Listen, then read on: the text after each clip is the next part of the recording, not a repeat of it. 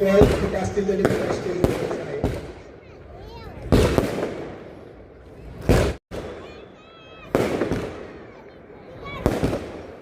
आपण या महाराजसाहेबांसोबत सन्माननीय चव्हाण यांनी सर्व उपस्थित वरिष्ठ नागरिकांना विनंती करतो त्यांनी कृपया छत्रपती शिवेंद्रराजे भोसले या ठिकाणी स्वागत करायचं आहे.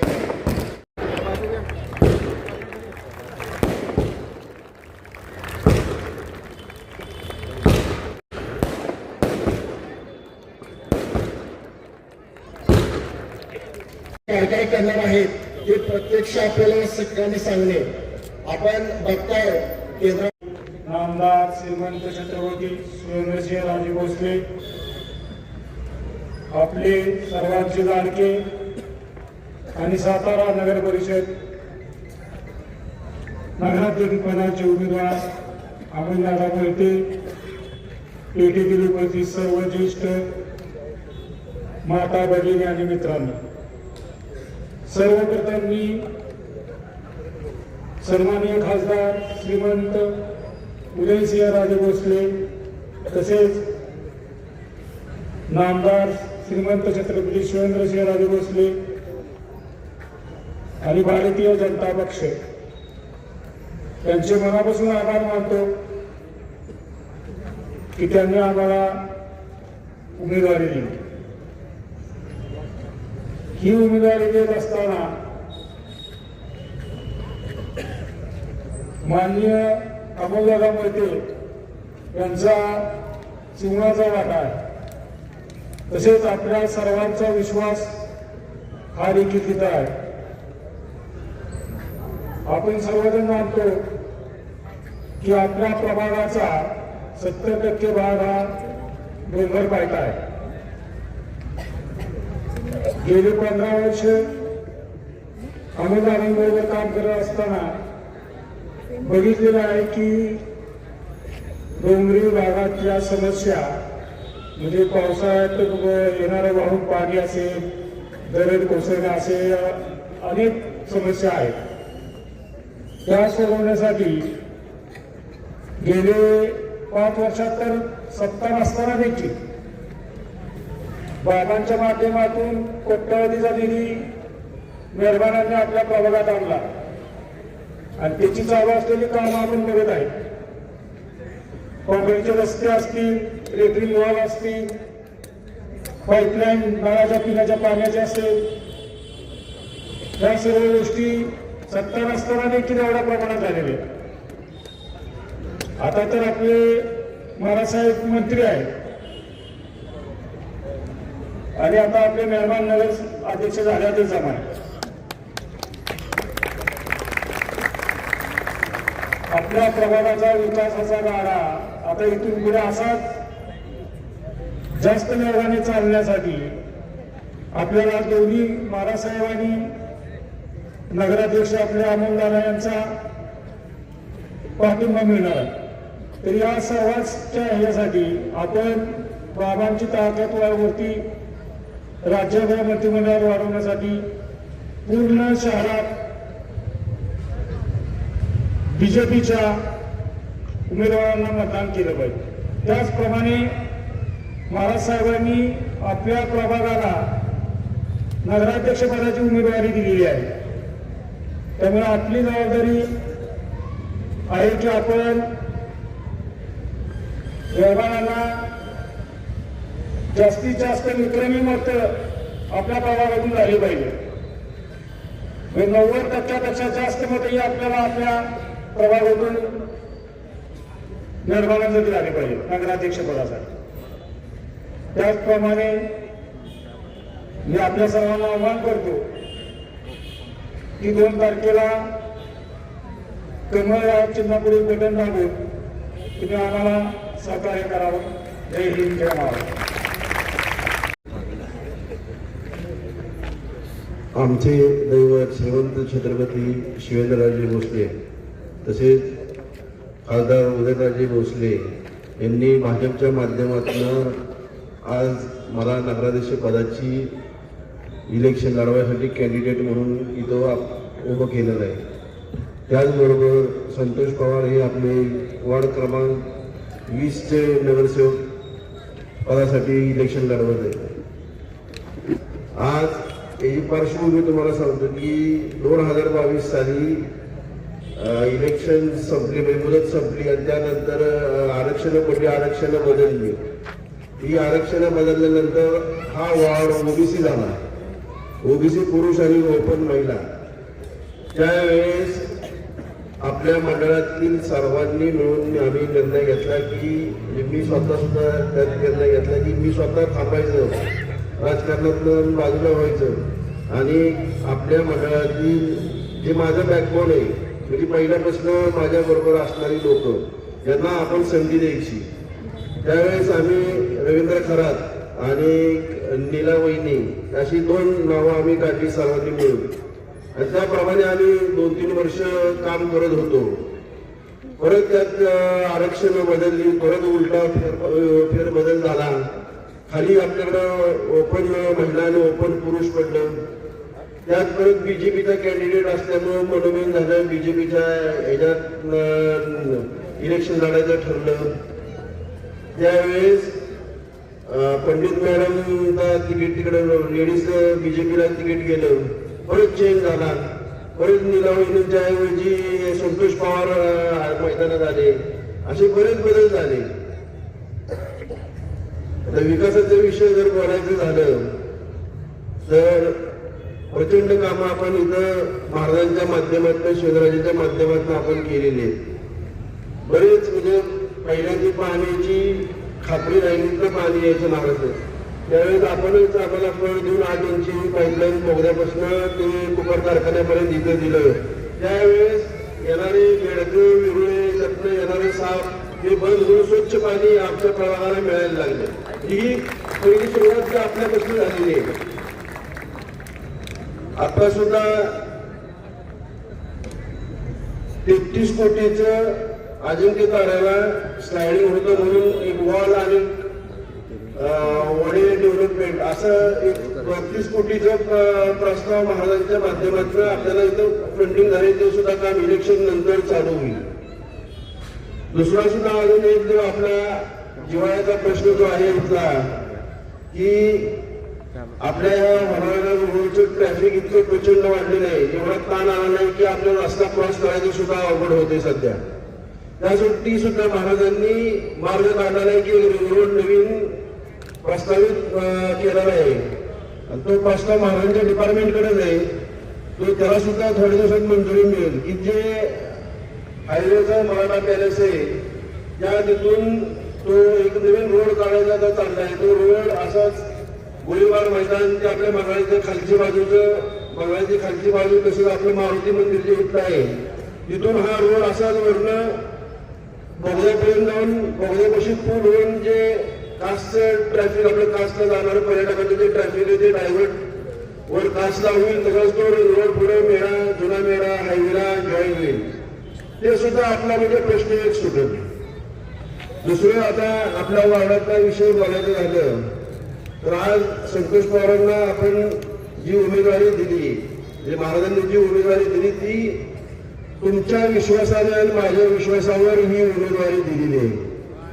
पण आज आता इथं काय झालेले महाराज साहेब की समोरचे जे एक उमेदवार आहे अपक्ष याने एक नवीन प्रोपेगंडा इथं चालू केलेला आहे की वर तुम्ही अमोलला द्या आणि मला खाली द्या, आमचा पाहुणाच आहे. अरे बाबा पाहुणा आहे तर पहिल्यांदा गेल्या वेळेस माझ्या विरोधात काय इलेक्शन लढवलंस?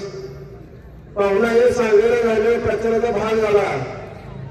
पण तुम्हाला मी आज एक सांगतो की नगराध्यक्ष पदाला पण मीच आहे आणि खाली सुद्धा मीच आहे असं बघूनच तुम्हाला मतदान करायचंय. आणि यात कोणताही बदल होता कामा नाही, कारण की महाराज साहेबांनी आपल्याला नगराध्यक्ष पदाची संधी आज दिलेली आहे. आणि हा विश्वास हा आपल्याला इथं खरा ठरवून दाखवायचा आहे. आणि ही सगळी जबाबदारी मी तुमच्या ह्याच्यावर सांगतो की महाराजसाहेब जेवढी मतं मला वर मिळतील तेवढीच मतं खाली इथं संतोष पवारांना मिळतील एवढं म्हणून मी सांगतो. थँक्यू. नगरपालिकेच्या सार्वत्रिक निवडणुकीच्या प्रचाराच्या निमित्तानं आज आपण आपला प्रभाग 20 मध्ये आपण आज इथं प्रचारासाठी सगळेजण एकत्र आलोय. या निवडणुकीमध्ये भारतीय जनता पार्टीचे अधिकृत उमेदवार म्हणून नगराध्यक्ष पदाला आपल्याच पेठेतील आणि आपलेच या पूर्वीचे नगरसेवक म्हणजे अमोलजी मोहिते हे आज उभे आहेत आणि त्यांनी आता आपल्याला मनोगत पण त्यांनी व्यक्त केलं आहे. त्याचबरोबर दुसरे आपले या प्रभागातले उमेदवार संतोष पवार हे सुद्धा या ठिकाणी आज आपल्या इथं आहेत. संतोषनं पण आपलं मनोगत या ठिकाणी व्यक्त केलं आहे आणि या दोघांचं चिन्ह कमळ आहे आणि कमळाच्या समोरचं बटन दाबून या दोन्ही उमेदवारांना आपण मोठ्या मताधिक्यानं विजय करावं ही विनंती करायला आपल्यापर्यंत मी इथं आलोय. या ठिकाणी माझ्याबरोबर स्टेजवर असलेले मान्य भरत महाडिक, मान्य विठ्ठल बेलकर, दिनेश मोहिते, दादा परास, मान्य रामेश्वरी यादव, गौरव कुलकर्णी, मुबीन महाडवाले, वासुदेव डिके आणि सर्वच स्टेजवरचे पण सर्व बाळासाहेब रंधाळे, त्याचबरोबर आपले सर्व मान्यवर, आपण समोर बसलेले सर्व मान्यवर, सगळ्यांचं मी मनापासून पहिलं तर या ठिकाणी या प्रचार सभेत स्वागत करतो.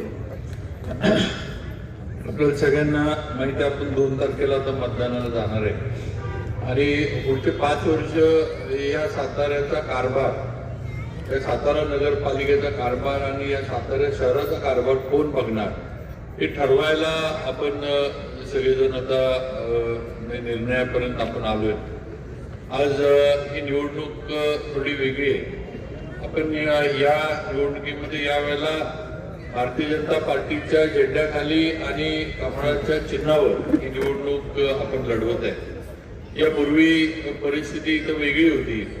यापूर्वी आघाड्यांवर निवडणूक लढवली जायची, पण यावेळेला आपण निर्णय बदलला. मी भाजपमध्ये आहे, उदयनराजे भाजपमध्ये आहेत. आज केंद्रामध्ये पंतप्रधान नरेंद्रजी मोदी यांचं सरकार आहे. आज राज्यामध्ये भारतीय जनता पार्टीचं देवेंद्र फडणवीस यांच्या नेतृत्वाखाली सरकार आहे आणि असं असताना आपल्याला एवढी ताकद भारतीय जनता पार्टीकडनं मिळालेली असताना आज आपल्या सगळ्यांच्या खरं म्हणजे आपल्या आशीर्वादानं आणि सातारकरांच्या ताकदीमुळं आपण उदयनराजेंना निवडून आणलं, उदयनराजेंना लोकसभेला पाठवलं आणि स्वातंत्र्यानंतर पहिला भाजपचा खासदार हा उदयनराजेंच्या माध्यमातून आपण दिल्लीला पाठवला ही वस्तुस्थिती आहे. त्याच्यानंतर माझ्या निवडणुकीमध्ये सुद्धा आपण तेवढी ताकद पणाला लावली आणि महाराष्ट्रामध्ये 2 नंबरच्या मताधिक्यानं आपण मला निवडून दिलं ही दुसरी राजकारणातली वस्तुस्थिती आहे. आणि त्याच्यानंतर आपल्या सगळ्यांच्या या कामामुळं, आपल्या सगळ्यांच्या या ताकदीमुळं आज महाराष्ट्र राज्यामध्ये सरकारमध्ये मला सार्वजनिक बांधकाम मंत्री म्हणून काम करण्याची संधी मिळाली.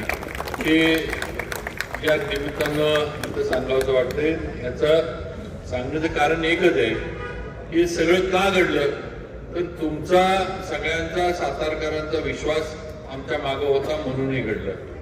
मी एकटा माझी ताकद शून्य आहे किंवा अगदी उदयनराजे म्हटले तरी आमची ताकद आम्ही 2 व्यक्ती आहोत.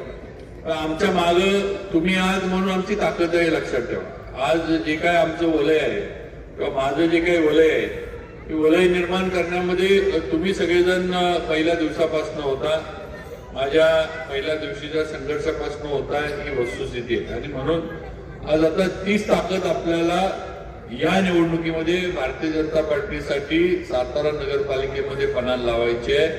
त्याच पद्धतीनं आपल्याला मतदान करायचंय आणि त्याच पद्धतीनं ताकदीनं भारतीय जनता पार्टीचे अधिकृत उमेदवार हे आपल्याला आपल्या प्रभागातनं मोठ्या मताधिक्यानं निवडून आणायचे. हे मतदार बंधू भगिनींनी लक्षात घ्यावं ही विनंती करतो. आज अमोल मोहिते यांना आपण नगराध्यक्ष पदाची उमेदवारी भाजपने दिली. आज अनेक जण सातारमध्ये खरं अध्यक्षपदाला इच्छुक होते. ओपन पडल्यामुळं लोकांची इच्छा होती, बरेचशांची इच्छा होती.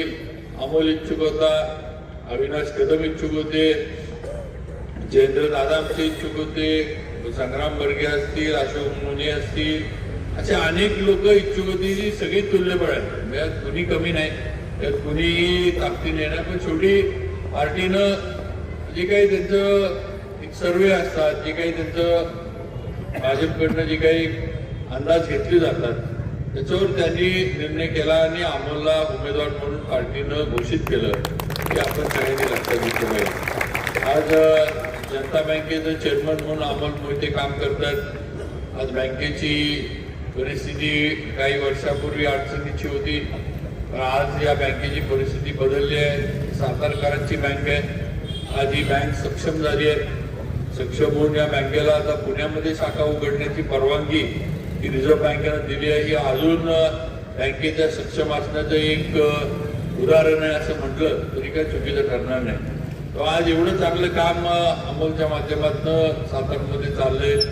नगरसेवक म्हणून मला वाटते 3 टर्मचा अनुभव त्याला नगरपालिकेच्या प्रशासनाचा आहे. कारण प्रशासन चालवणं ही पण काही सोपी गोष्ट नाही.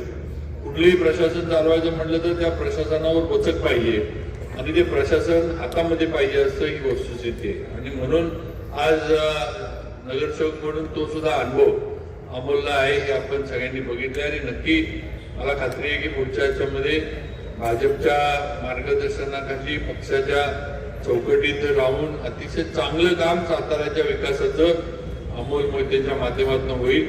आमची पूर्ण ताकद भारतीय जनता पार्टी म्हणून त्यांच्याबरोबर आहे. राज्य सरकार त्यांच्याबरोबर आहे. मुख्यमंत्री देवेंद्र फडणवीस त्यांच्याबरोबर आहेत. हे आपण सगळ्यांनी लक्षात ठेवा. पण आपल्याला नुसतं अमोल पुरता विचार करून चालणार नाही.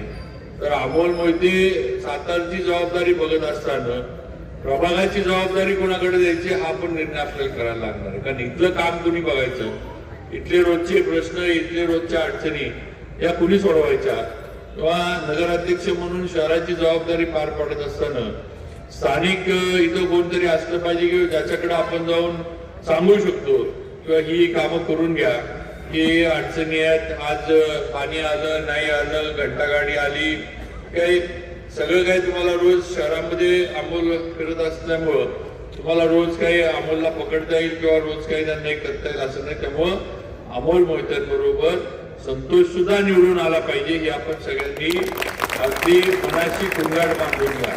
कारण इथलं स्थानिक जे आहे शेवटी हे आपलं घर आहे, लक्षात घ्या. हा प्रभाग म्हणजे हे आपलं घर आहे. आज अमोल अध्यक्षपदाला उभा आहे, हे थोडं घराच्या बाहेर जाऊन काम करण्याची आता त्याच्यावर जबाबदारी. हे घर आहे आणि घर शाबूत राहिलं पाहिजे. आपण म्हणतो ना की किल्ला शाबूत राहिला पाहिजे. हो, किल्ला हा जो आहे हा आपला सगळा प्रभाग आहे, हा शाबूत राहिला पाहिजे. त्याच्यासाठी आपल्याला संतोषची उमेदवारी आणि संतोषची निवड किंवा संतोषला निवडून आणणं, मोठ्या मताधिक्याने निवडून आणणं ही गरजेचं आहे हे आपण लक्षात घ्या. आज मी फार काही विरोधकांबद्दल बोलणार नाही, पण मला एवढंच सांगायचंय की आज आपल्याला नगरसेवक कसा पाहिजे हे तुम्ही ठरवलं पाहिजे. तुमच्या बरोबर उठणारा बसणारा पाहिजे का 5 वर्ष निवडणूक लागली रिझर्वेशन बदलले की तुमच्यामध्ये येणारा पाहिजे, याचा विचार मतदार बंधू भगिनींनी केला पाहिजे. आज काही लोकांना इथं यापूर्वी सुद्धा उदयनराजेंनी संधी दिली होती, ऑप्शनच्या माध्यमातून नगरसेवक पद त्यांनी घेतलं होतं, पण नेमकं काम काय केलं याचा विचार सगळ्यांनी करा. शेवटी निवडून आलेला नगरसेवक पण नगरपालिकेत नगरसेवकच असतो आणि कॉप झालेला नगरसेवक पण नगरपालिकेत नगरसेवक असतो. त्यामुळे नगरसेवक पद मिळालेलं असताना सुद्धा काय काम केलं, काय प्रभागाला दिलं, त्या प्रभागातले कुठले प्रश्न सोडवले याचा विचार मतदार म्हणून आपण सगळ्यांनी करणं गरजेचं आहे हे लक्षात घ्या. शेवटी कर्तृत्व महत्वाचं असतं. आपण काय करू, काय केलं हे बोलणं महत्वाचं, कर्तृत्व महत्वाचं असतं. कारण काम जे केलेलं असतं हे दिसतं, सांगायला लागत नाही.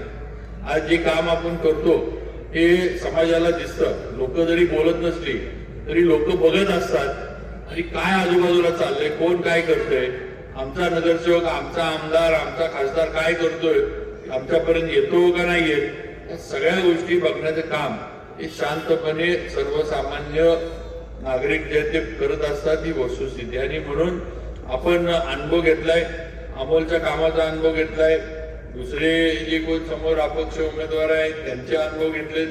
आता आपण निर्णय केला पाहिजे की चालणारं नाणं आपण बरोबर ठेवायचं का खोटा शिक्का असतो तो आपण चालवायचा प्रयत्न करायचा, ह्याचा विचार इथं बसलेल्या मतदार बंधू भगिनींनी केला पाहिजे. कोण काय सांगतोय, कोण कोणाला पाहुणा आहे म्हणतोय, काय म्हणतोय, या गोष्टीला राजकारणात महत्व नाही. शेवटी हे युद्ध आहे. हे जरी आता आपण पूर्वीसारखं युद्धाला बाहेर पडत नसलो तरी राजकारण पण ही युद्धाचीच आहे. या साम दाम दंड भेद सगळं वापरलं जातं हे आपल्याला माहित आहे. आणि म्हणून कोण काय सांगतं हे सगळं आपला बुद्धिभेद करण्याचा प्रयत्न आहे, मतं मिळवण्यासाठी फक्त. त्यामुळं असल्या याला काही त्याच्यामध्ये घेऊ नका. आज भाजप हा पक्ष राज्यात आहे, देशात आहे आणि भाजपच आपल्याला नगरपालिकेमध्ये आणायचं आहे, लक्षात ठेवा. आणि इथं बसलेले हे दोनच उमेदवार आपले अधिकृत उमेदवार आहेत.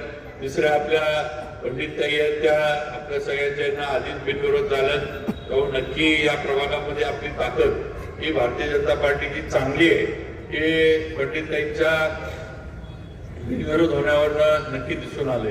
तेव्हा आता आपली म्हणजे जबाबदारी आहे की आता राहिलेली 2 मतं ही आपल्या दोन्ही लाडक्या उमेदवारांना आपण द्यायची आहेत. आणि बाकी शहराचा जो विकास आहे, काही गोष्टी अमोलने तर सांगितल्या. आज आपल्या वाहतूक कोंडीचा प्रश्न साताऱ्यात फार मोठा व्हायला लागलाय. रस्ते आपले जुनी घरं असल्यामुळे अनेक ठिकाणी आपल्याला आता रुंदीकरण करता येत नाही, घरं तर काय आपण पाडू शकत नाही. त्यामुळे वाहतूक कोंडी व्हायला लागली आहे, वाहनं काही कमी होत नाहीत. वाहनं खरेदी करण्याचं आपलं हे सगळे आपण करतो. आज 2 व्हीलर पूर्वी एक असायची घराच्या दारामध्ये, आज 2-2, 3-3, 4-4 2 व्हीलर झाल्या ती वस्तुस्थिती आहे. आज गाड्या प्रत्येकाच्या घरामध्ये 4 व्हीलर गाडी ही प्रत्येकाच्या घरामध्ये प्रत्येकाच्या दारामध्ये आली आहे, ही पण वस्तुस्थिती आहे. आणि असं असताना जी वाहतूक कोंडी होतीये त्या वाहतूक कोंडीवर उपाय निघाला पाहिजे, वाहतूक कोंडी सुटली पाहिजे, हा आमचा प्रयत्न आहे. आणि याचा प्रस्ताव आम्ही पीडब्ल्यूडी कडे सादर केलाय.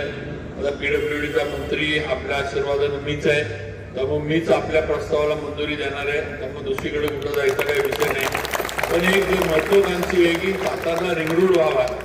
विलासपूर, शाहूनगर, अजिंक्यतारा किल्ल्याच्या थोडं खालच्या बाजूनं, थोडक्यात आपण तिथं आज इथं आहे त्याच्या थोडं वरच्या बाजूनं हा रिंग रोड आपल्याला न्यायचा आहे. बोगद्यापर्यंत नेऊन तिथनं पूल करून तो पुढं पॉवर हाऊसच्या इथं कासच्या रस्त्याला जोडायचा आणि तिथून तो रिंग रोड तसाच म्हणजे कासची वाहतूक या रस्त्यानं जाईल आणि तिथून पुढं तोच रिंग रोड आंबेदरे मारदरे मार्गे जुन्या मेढा रोडला पेढ्याच्या बरोबरच्या इथनं आणायचा. अशा पद्धतीचं आपण प्लॅनिंग जे ती केली की ज्याच्यामुळं आज कासला येणारे पर्यटक इकडे वाढले की आपण अर्धा तास सोडा, तास 2-2 तास ट्रॅफिक जाम इथं होतो. सगळ्यांना असं जो गाड्यांचा धूळ आणि जे काही धूर आहे तो खायला लागतो. ही वाहतूक आपल्या इथनं न येता ही बाहेरनं जावी, रिंग रोडनं जावी. आणि ह्या रिंग रोडचा एक आपल्याला पण फायदा होणार आहे की आपला हा प्रभाग जो आहे तो डोंगर उतारावर आहे. त्यामुळं मगाशी जे आपले हे बोलले कोकणी समाजाचे नेते की पूर्वी चालत जायला लागायचं, पायऱ्या करायला लागायच्या, अजून पण काही ठिकाणी पायऱ्या रस्ते आपल्याला नीट उतारायला असल्यामुळे करता येत नाहीत, चढ फार लागतो, त्यामुळं गाड्या जाऊ शकत नाहीत. पण हे सगळं जे आहे हे हा रिंग रोड झाल्यानंतर सफल आपल्याला रस्त्याची कनेक्टिव्हिटी आपल्या घरापर्यंत पण आणता येईल हे आपण सगळ्यांनी लक्षात घ्या. त्यामुळे हा अतिशय महत्वाकांक्षी आपण असा प्रकल्प केलाय तो आपण आता पुढच्या याच्यामध्ये पूर्ण करतोय. बाकी अनेक इतर कासची आपण उंची वाढवली, पाणी साठा वाढला, आज त्या ठिकाणी आपण आता बोटिंग वगैरे चालू केले कास. आणि एक की आपल्याच तिथल्या तरुणांनी हे चालू केले, आपल्याच प्रभागातल्या तरुणांनी चालू केले, हे नक्कीच कौतुकास्पद आहे असं मला वाटतं. कारण स्थानिक आपल्या इथली मुलं रोजगार मिळवायला लागलीत, पर्यटन वाढवायला लागलीत. नक्कीच तुम्हाला आम्हाला त्याचा अभिमान असला पाहिजे असं मला तरी वाटतं. आणि या निमित्तानं आपल्या इथली भले मी म्हणतो सगळी नाही तर 4-2 मुलं जरी त्या कामामध्ये अडकली, 4 पैसे जरी त्यांना त्या ह्याच्यातनं मिळायला लागले किंवा मिळतील याची खात्री या निमित्तानं नक्कीच तुम्हाला मला आहे. त्यामुळे एक चांगलं वोटिंगचं झालंय. पुढे सुद्धा आपण सातारा शहराच्या दृष्टीनं अनेक प्रकल्प हे प्रस्तावित आपण केलेत.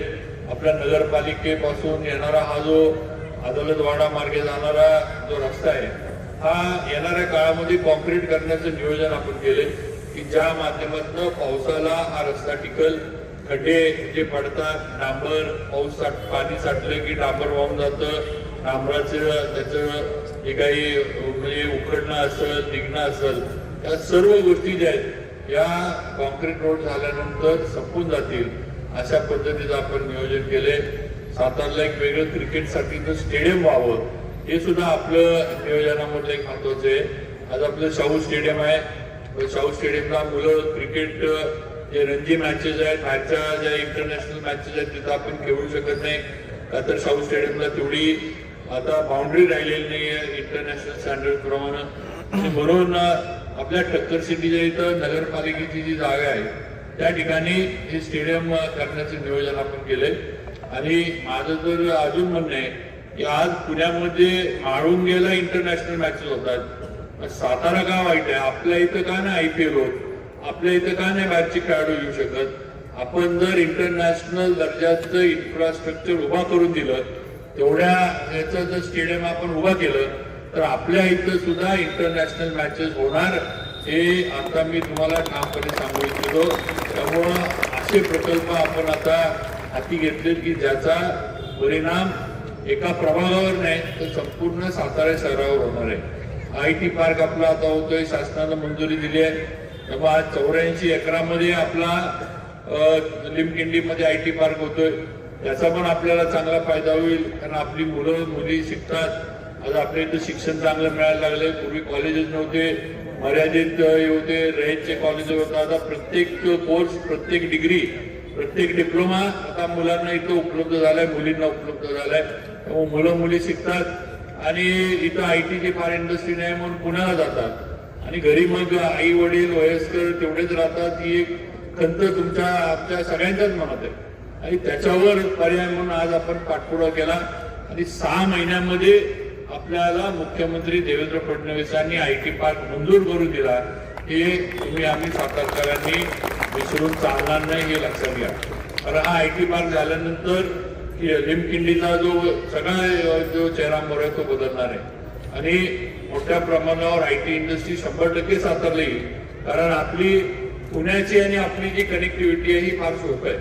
आज आपला 4 लेन हायवे तुम्ही बघा, पुण्यामध्ये कात्रजला जर आपण गेलो तिथून पुढं पुण्यामध्ये कुठेही जायचं म्हटलं तरी कमीत कमी पाऊण तासाच्या पेक्षा पुढे ट्रॅफिकमुळे वेळ लागतो आणि तेवढ्याच वेळामध्ये तुम्ही कात्रजवरनं जर इकडे सातारला यायला निघाला तर मला वाटते नीरा नदीपेक्षा पण फार आपण पुढे येतो कारण आपला रस्ता 4 लेनचा झालेला आहे. त्यामुळं अशा पद्धतीनं आज जे वाहतूक व्यवस्था आहे ती चांगली झाल्यामुळं नक्कीच IT इंडस्ट्री पुण्यातनं सातारला येईल.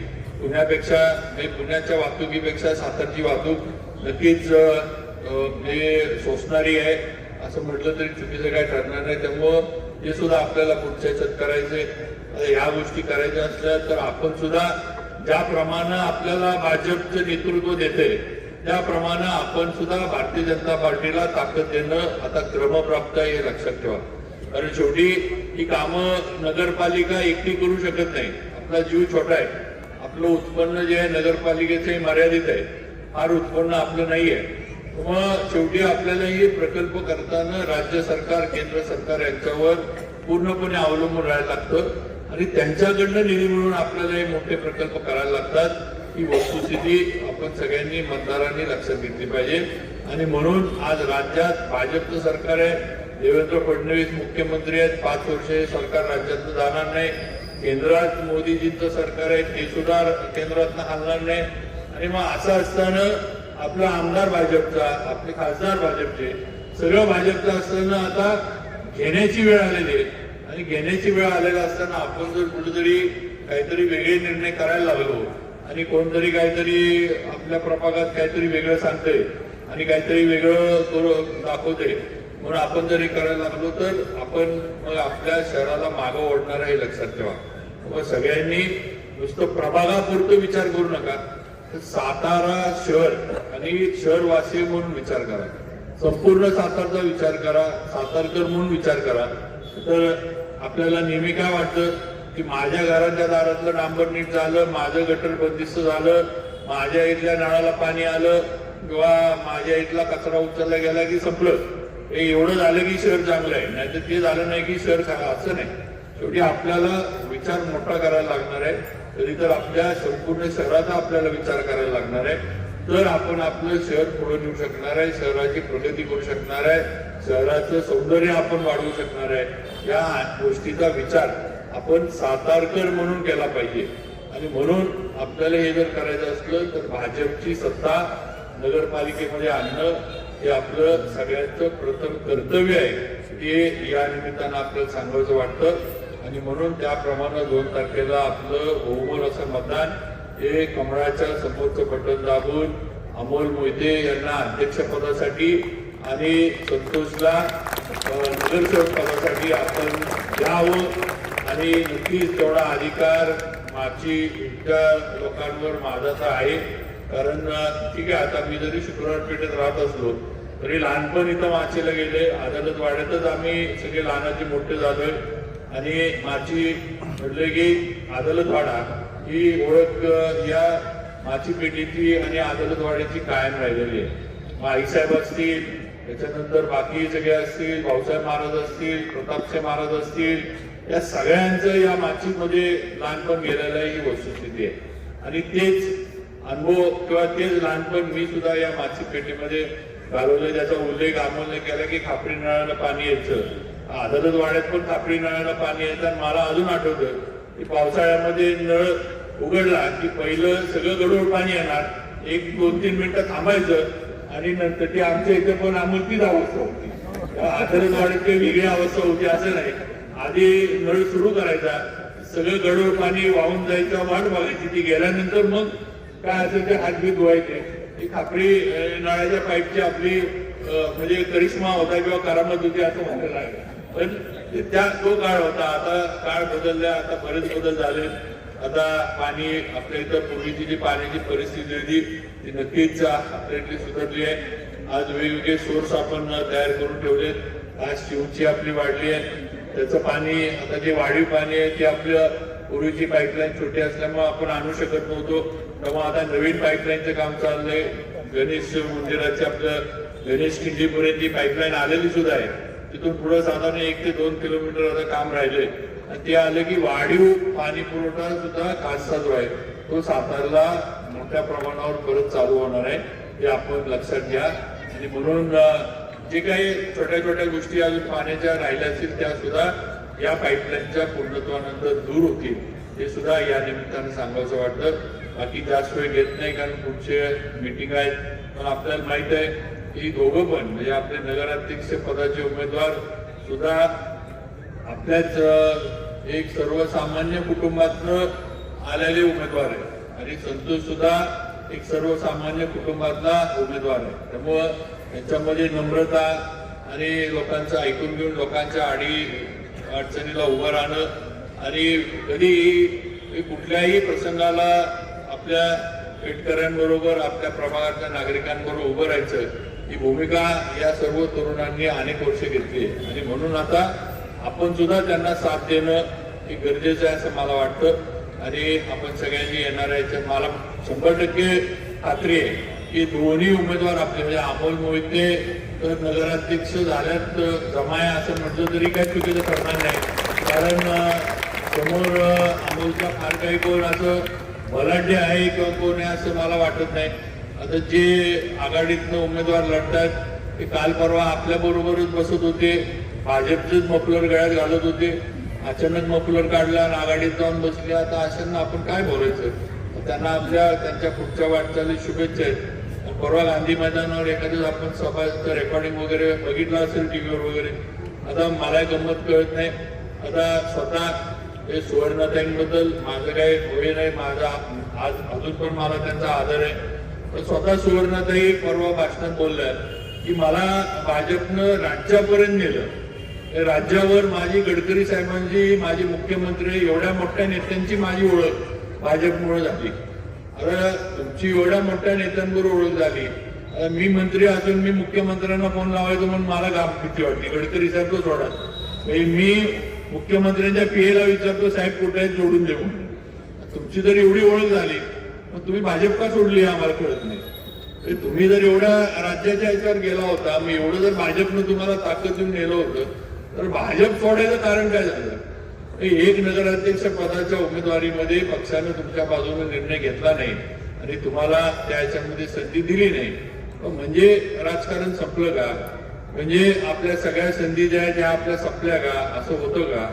संधी तुम्ही ज्या वेळेला कामात असता, तुम्ही कार्यरत राहता, आज संधी नाही मिळाली उद्या येते.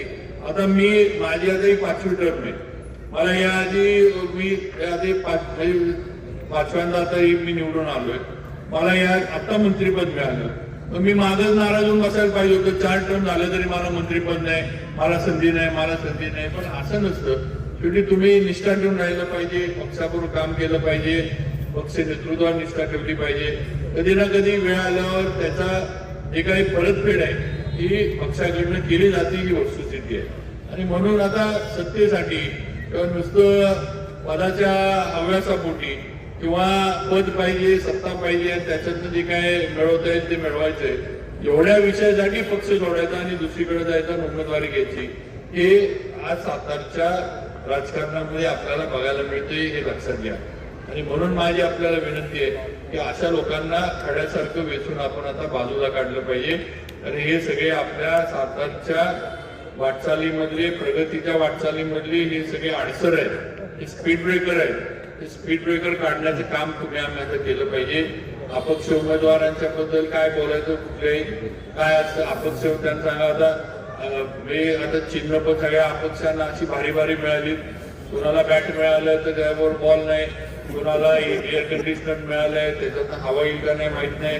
तर एअर कंडिशनर काय प्रत्येकाच्या घरात आहे का एअर कंडिशनर? तुमच्या आपले एअर कंडिशनर म्हणजे पैसेवाल्यांची काम आहेत. अमोल मोहितेंच्या घरात तरी आहे का नाही मला माहित नाही अजून आपले. पण आता काय हे चिन्हाला पण आगापिछा नाही आणि या अपक्षांना पण आगापिछा नाही कुठल्या.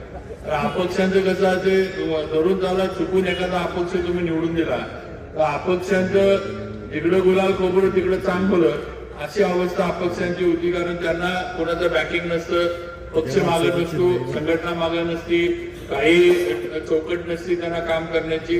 तर मग अशा अपक्षांचा विचार करून आपलं मत वाया घालवणं हे योग्य नाही असं माझं तरी मत आहे. आपण शहराचं वातावरण बघा. आता राहिले मला वाटते 4 दिवस निवडणुकीचा प्रचार सुरू आहे तेव्हापासून, आणि अध्यक्षपद वगैरे सगळ्याचं आज आपण बघतोय की शहरामध्ये सातारा नगरपालिकेमध्ये भाजपची सत्ता येणार हे स्पष्ट झालेलं आहे. ठीक आहे, आपल्याला काही वेगळं फोडून सांगितलं पाहिजे नाही.